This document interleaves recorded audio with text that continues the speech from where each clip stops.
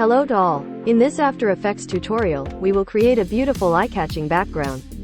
This work is created using a custom image and the CC Kaleida effect in After Effects. I hope you like this video and like it. Thankful.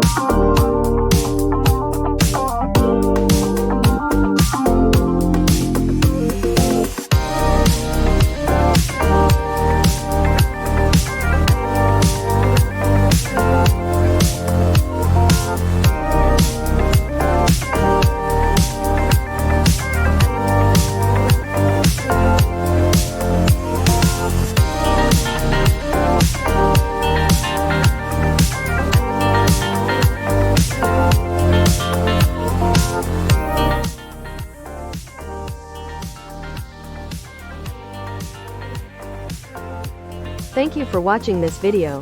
If you like this video, to see other tutorials, please subscribe and don't forget to like and comment. Thank you.